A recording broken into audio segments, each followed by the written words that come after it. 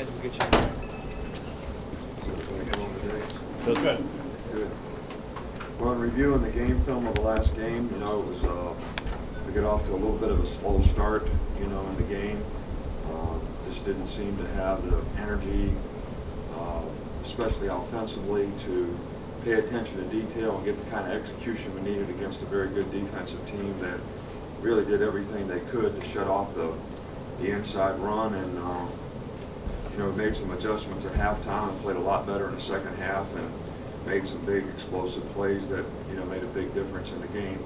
Defensively, we did a good job of affecting the quarterback and played well in the red zone, and that was probably the difference in the game.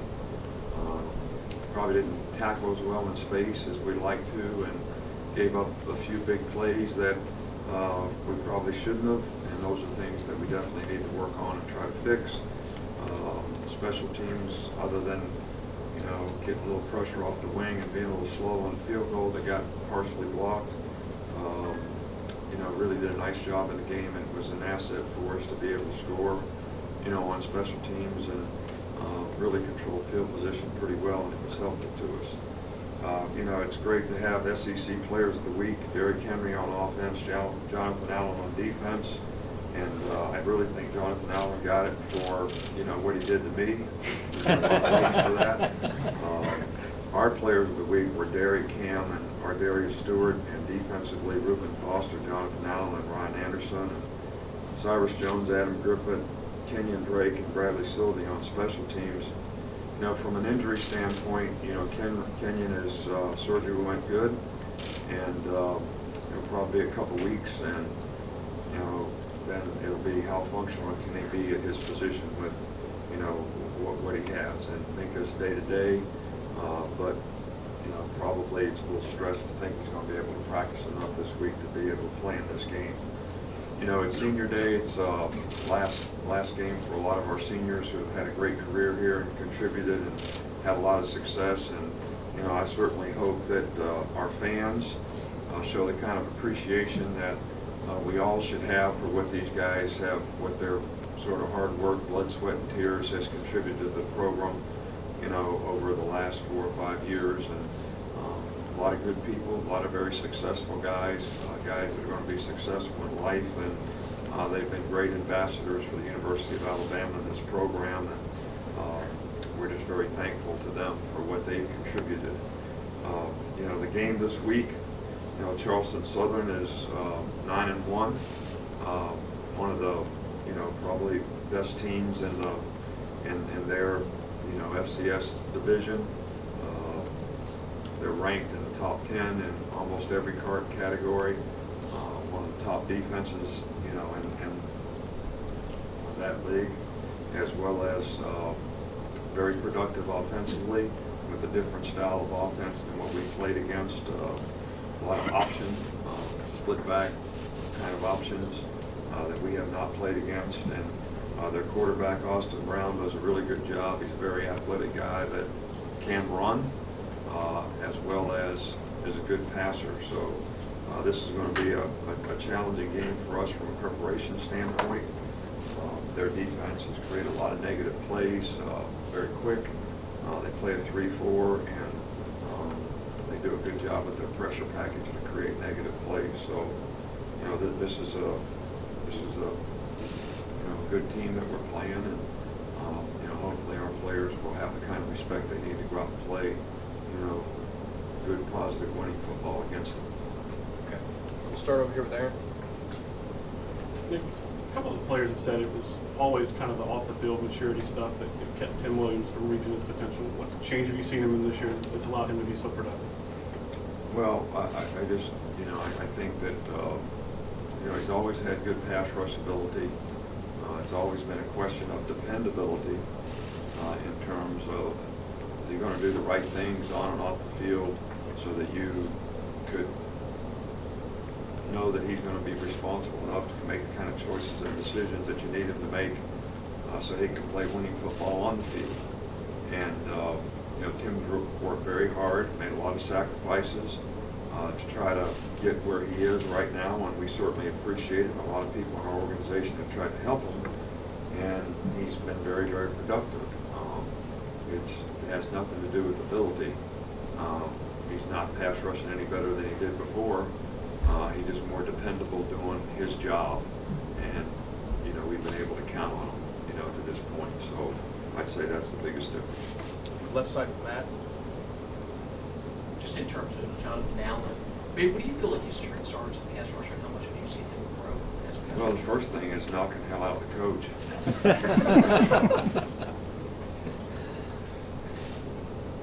Well, Jonathan was, a really good high school on the edge pass rush guy. Very, very good. And I think he has gotten bigger and developed a lot of strength to where now he can rush off the edge, but he's a really, really effective inside rusher because he's got bigger and stronger. So certainly can play the run a lot better, but he's still athletic and he can still move. So I think that's the biggest difference. He's just got, each year he's been here, he's gotten a little bigger and a little stronger. He's always been very athletic and had great first step quickness. He does a great job of using his hands and moving his feet, which is really critical in being a good pass rusher. So, he just got enough. He's got enough pop now to turn speed to power on people, as well as enough quickness to get by him. So that usually is the combination that makes a really good pass rusher. Back in front with Mark. With Mika going down, what did you see from Tony Brown when he came in at that position, and also how has he improved throughout the season? Well, I think both guys did a good job when they went in there. He and Mo, Reese Smith have kind of, gone back and forth as to who the next guy that plays, in the game before, Mo went in the game, and we have a lot of confidence in him. But Tony had a better week in practice, and, they were in empty a lot. And he did a good job in the game. He got his hands on a couple balls, could have had an interception. He did a good job. So we're going to need, we'll end up playing, not nickel all the time in this game because of the formations and so forth that they do. But we'll see how he and Mo compete this week and practice and decide which one plays the game. Front right with Ken. I'm sure we'll talk to some senior players this week, and invariably they always say how fast it goes. All of a sudden, here's their last home game. How fast does it go for you? That all of a sudden Reggie Ragland's last game and Ryan Kelly and that kind of thing. Well, I gave a little speech about time on my radio show the other day, but you can't buy it, you can't stop it, you can't bottle it. You just got to do the best you can with it, I guess, and try to make every day count. But I look at some of the guys that are seniors on our team, and I'm saying, man, I just went to that guy's house, seems like 2 weeks ago. And the guy's now graduated, played for 4 years, and is ready to graduate and move on and maybe have a career at the next level. So it goes by fast for me too. I have a tremendous amount of respect for this group of guys, especially. They've had a lot of success here, and probably in a little different circumstance than some of the other teams. The expectation has always been greater for them, and they haven't always been able to finish like we wanted to, but they've shown a lot of resilience and leadership this year to have a chance to create an opportunity for themselves to be able to maybe finish this year. In the middle with Johnson. You guys have had a number of explosive plays, offense, defense, special teams this year. How much of an impact has that made on maybe changing the tone or setting the tone in a close game? Well, I think in close games it's always, turnovers and explosive plays, usually have a huge impact, and I don't think it's been any different, in this game, this year, but especially in this last game, because, we didn't have the kind of consistent long drives to score points. I think one drive produced a field goal, and everything else was an explosive play. So where they had the ball and they drove it and didn't score. So it's always important to be able to make big plays that changes field position, and you usually ends up hard to score if you don't make some big plays somewhere along the way. So it was good that we made some. I'd like to see us make more. I think there's more out there for us to make if we would execute with a little better consistency. Back to Cecil. Coach, thank you for sending us your statement on Coach Pinkel's retirement, but you had a chance to talk with him this weekend. I really haven't. It's on my list of things to do. Sunday and Monday are my most hectic days. So as the week goes on, I've got it on my list of things to call him, and hopefully things will settle down for him. And I know he's still involved with their season, and I'm trying to do all he can do for their players to help them have and end up with a successful season. In the middle with Michael. How involved are you in the process of scheduling some of these non-conference games? And if so, what do you look for? What do you try to find in an opponent? We don't have a lot of choices. It's not like going to a restaurant and getting a menu and say, okay, we can play these 24 different teams. Which one do you want to play? Most of the time we're bargaining and begging to get anybody to play us. And so we don't always have a lot of choice. And especially lately, where, since we went to 14 teams in the league, it sort of put the SEC schedule back a little bit in terms of when we got it, so we knew when to fill in. So those things have been challenges for us in scheduling. And, we're going to continue to do the best we can to try to get the best opponents, but we always don't have a lot of choice. In front with Dwayne. Coach, speaking 2011, you guys played Georgia Southern. Obviously, they were an option team. How similar is Charleston Southern to Georgia Southern in terms of how they run the option? There are some similarities. It's not totally the same, but it's still option football. Georgia Southern basically ran more Georgia Tech style, offense. This team is a little bit more, which is more like 3-back, which they have some of, but they do it mostly with 2 backs in the backfield and multiple formations, which create adjustment issues to be able to stay sound on the option. But there are some similarities in the plays that they run and the way they run the plays. In front with Alex. Obviously, Saturday was kind of a unique game, but have you been surprised by the defensive fronts, just sheer attacking, pass rush? Has anything about what they've done this year surprised you? No, I thought that was going to be the strength of our team, sort of going in, and, every one of those guys has gotten better, which I think, is a tribute to their work ethic, but also, Coach Bo Davis has done a nice job with them. The guys, some of them got lighter and are quicker, and some other guys have developed and been able to play, more significant roles. And I think the diversity, that we have in players is very helpful, and the fact that we have really good depth,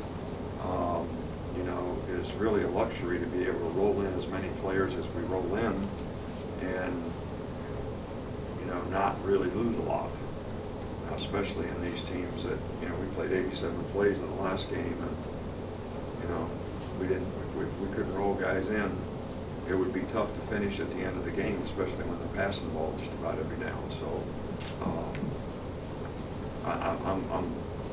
I'm pleased with the way the guys have played, and they played pretty well against whatever we faced. Whether it was a running team like LSU or Arkansas, or passing teams like A&M, and what we saw last week. Back to Joe.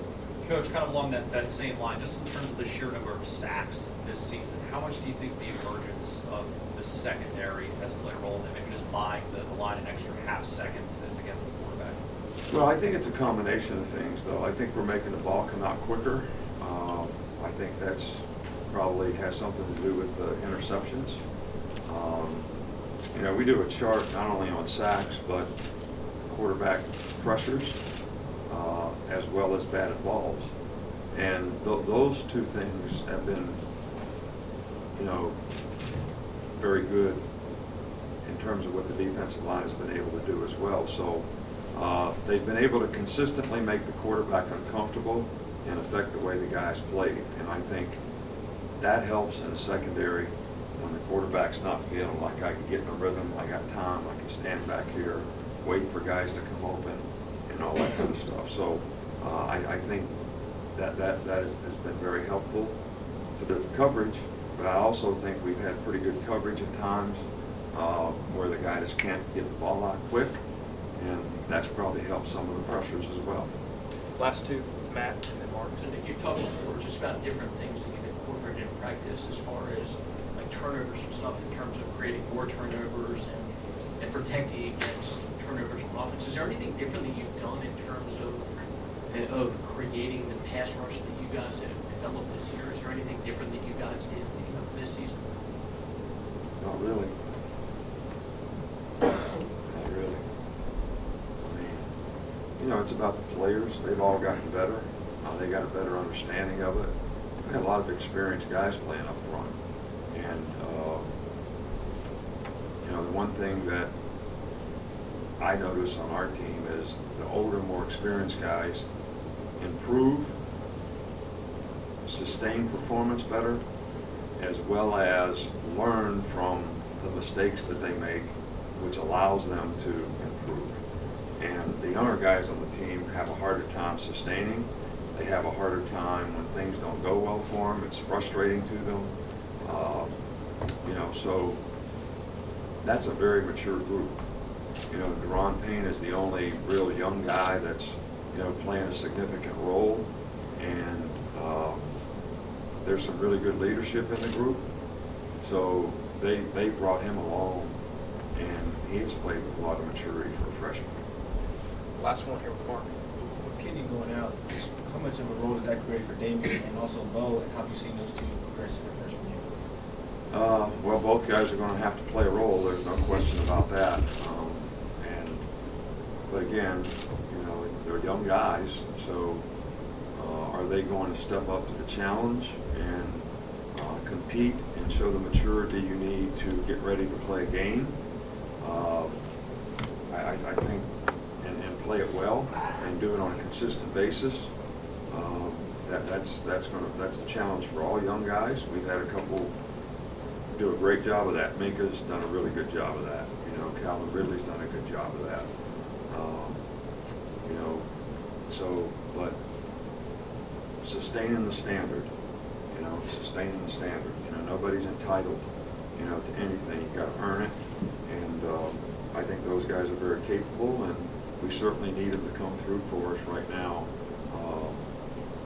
after losing Kenyon, and I think they're both very capable of doing that. Thanks, Coach. Thank you.